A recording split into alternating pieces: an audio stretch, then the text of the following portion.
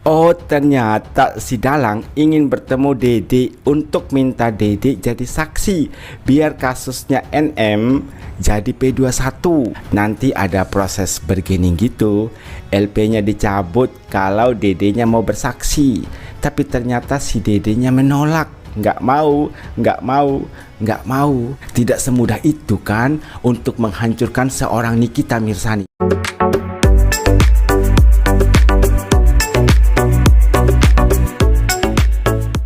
Jadi kalau si Nepos Miring itu bilang, aku itu ke pengadilan pengen tahu aja itu kenapa sampai ada di pengadilan. Udah lupa ingatan. Kemarin kau yang bikin story, kau mengatakan kalau si Warawiri itu pahlawan, bela kebenaran, tidak mau disuap. Sekarang kau bilang, kenapa ya Transformer itu bisa menjadi tersangka? Lucu kau. Mau emosi aku udah nenek-nenek ya kan?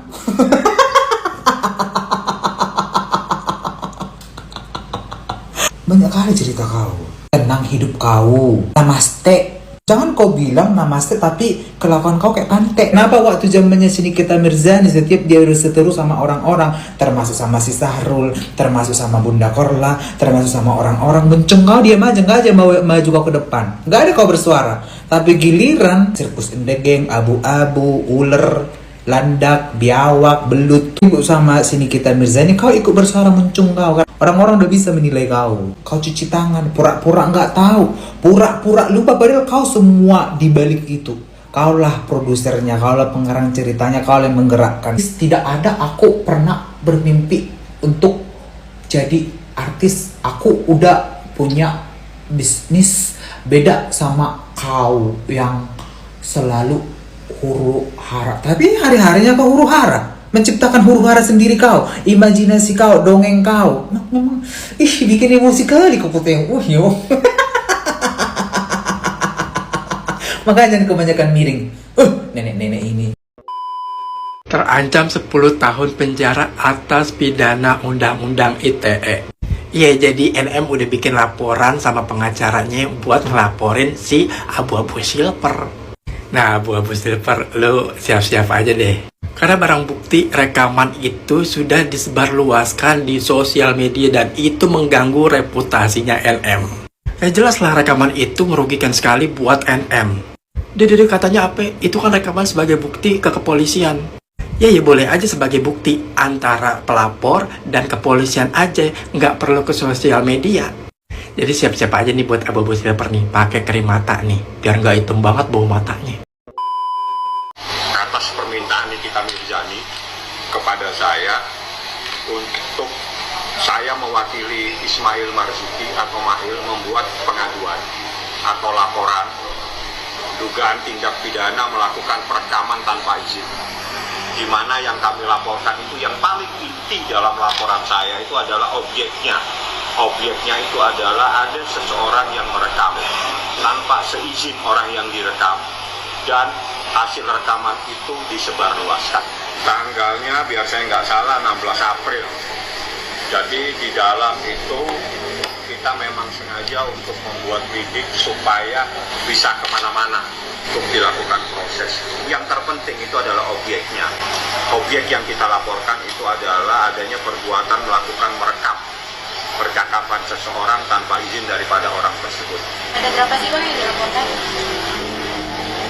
Kalau dalam proses lidik itu bisa kemana-mana. Yang jelas yang kami jadikan barang bukti itu adalah percakapan yang lagi beredar, dan itu adalah rekaman, dan yang akan dicari nanti siapa yang melakukan yang merekam. Karena berdasarkan Undang-Undang ITE pasal 31 itu melakukan perekaman itu apabila tanpa izin seseorang itu tidak dibenarkan. Yang dibolehkan melakukan perekaman tanpa izin adalah polisi, jaksa, dan atau institusi yang dibolehkan untuk melakukan perekaman. Yang lain tidak dibolehkan melakukan perekaman tanpa izin. Seperti itu prosesnya. Yang kami jadikan sasaran itu adalah objeknya. Objeknya itu adanya rekaman suara di mana rekaman suara tersebut adalah rekaman daripada Ismail Marzuki tanpa sepengetahuan dia. Dan itu disebarluaskan. Nah, itu ada pasalnya, baik pasal 31 maupun 32. Siapa yang melakukan, biar saja di dalam proses. Karena dalam proses lidik itu sangat luas. Nanti akan dicari siapa pelakunya. Seperti itu. Kalau yang saya tangkap, ada si Dalang yang berusaha untuk menghancurkan Nikita Mirzani.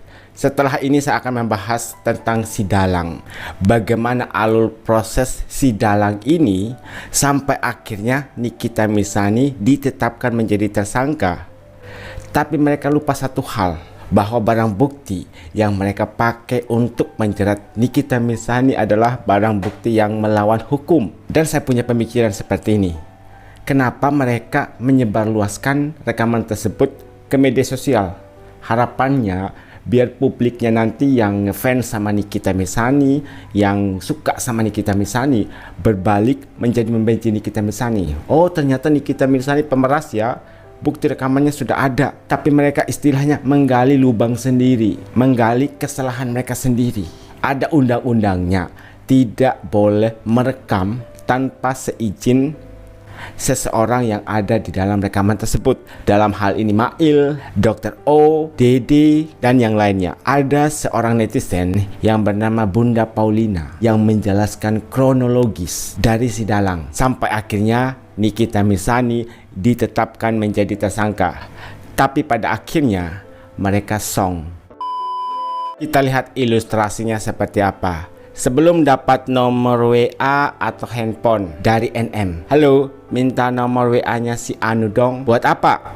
Penting nih, saya mau minta tolong. Dalang yang gak lulus SD. Bagus, kamu sudah dapatkan nomornya. Pancing mau kasih duit. Habis itu laporkan pemerasan. Saya bantu urusan supaya dia cepat dipenjerong. Jangan lupa rekam percakapan buat barang bukti laporan. Jadi si Dalang ini menyuruh pihak pelapor untuk melakukan hal ini. Minta nomor handphone atau WA, kemudian ada percakapan, dan si Dalang ini meminta kepada pihak pelapor rekam, jadikan alat bukti. Nanti saya akan bantu prosesnya. WA kau, boleh telepon gak kak? Tolong kak, jangan dibuka. Aku pernah malpraktek dan daganganku ada bahan berbahayanya kak. Jadi seperti itu ilustrasinya. Orang yang gak lulus SD, kenapa kau ikuti sarannya? Akhirnya Anda sendiri yang bermasalah. Bukti yang Anda kasih melanggar hukum tanpa pikir panjang, tanpa berkonsultasi dulu. Dan anehnya, pengacaranya juga mau-mau saja untuk membantu. Ya namanya dikasih duit, dibayar. Tugas orang pengacara kan membela klien. Hal itu wajar. Begitu barang bukti ilegal, kau bingung. Si Dalangnya ini bingung setelah tahu bahwa barang buktinya itu ilegal. Dan tahu nggak apa yang dilakukan? Oh gampang, kata si Dalangnya. Si Topeng kan ada LP-nya. Minta jadi saksi. Bergening, tawar-menawar. Kalau dia mau jadi saksi, LP-nya dicabut. Lagi pula itu kasus receh kok. Maksudnya kasus yang dilaporkan oleh si Dalang untuk si Topeng. Maksudnya dokter detektif. Ternyata si Topeng nggak mau. Kelimpunganlah mereka karena si Topeng nggak mau bersaksi. Karena kesaksian dari si Topeng, kata mereka, padahal namanya dokter detektif, bisa membuat berkas perkara dari Nikita Mirzani naik dari P19 menjadi P21. Tapi si detektifnya tidak mau. Gak semudah membalikan tangan pil upil. Gak semudah kau mengkudeta rumah tangga orang lain buat ambil suaminya orang lain. Dan ini chat lanjutan dari kalian bisa baca sendiri. Jadi kalian sudah tahu ilustrasinya. Ini semua diduga ada Dalang yang menyuruh pihak pelapor untuk terus mencari NM, minta nomor handphone, berbicara. Kemudian si pelapor ini meminta kepada M maunya berapa. Ya karena ditanya, ya dijawab dong sama M. Maunya sekian M. Dia yang nyari loh. Sepertinya Nikita tidak masuk pasal TPPU, pemerasan, apalagi pengancaman. Kalau dilihat dari proses hukum yang saat ini berjalan, apalagi berkas perkara dari Nikita Mirzani terus ditolak oleh pihak kejaksaan, sepertinya TPPU, pemerasan, pemaksaan tidak akan.